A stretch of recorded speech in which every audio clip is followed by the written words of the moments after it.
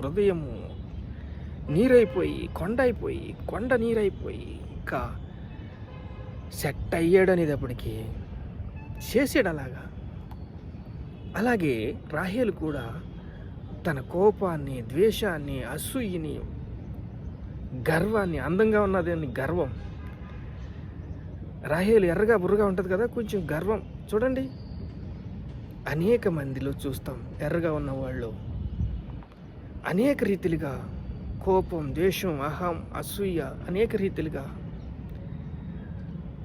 తప్పటడుగులు ఎత్తం చూస్తాం. కోడి తన పిల్లలు పారిపోతుంటే సోయింగ్ చేయడానికి ఇంకో పిల్ల వెళ్తే ఆ పిల్ల ఎగిరిపోతుంది. అలాగా ఎర్రగా ఉన్నాను, బుర్రగా ఉన్నానని అనేక రీతిలుగా దుఃఖపడుతూ ఏం చేసింది? బలహీనతలో వాడుకున్నట్టుకు దేవుడు ఇష్టపడుతున్నాడు. బలహీనతను, నీ బలమును కాదు. యేసేపు ముసలి వయసులో యేసేపుని కన్నది. ముసలి వయసులో యేసేపుని కని తన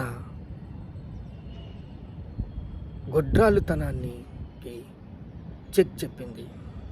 బెన్నిమి పుట్టాడు, యేసేపు ప్రధానమంత్రి అయ్యాడు.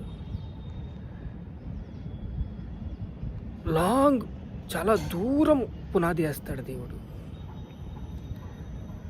ఏదైనా పొందుకోవాలనుకున్నప్పుడు దేవుడి దగ్గర నుంచి కొంచెం దుఃఖము, అవమానము, నింద, నిరాశలు ఉంటాయి.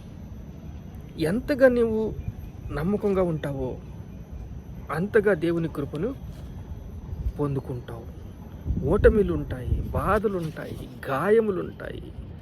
మనసుకి తగిలిన ఎంతో గర్భఫలము యెహోవా ఇచ్చు బహుమానము. ఇప్పుడు యేసేపు ఏమయ్యాడు? ప్రధానమంత్రి అయ్యాడు. అతిశయింప తగదు. చూడండి, యేసేపు శ్రమలు ఎన్నో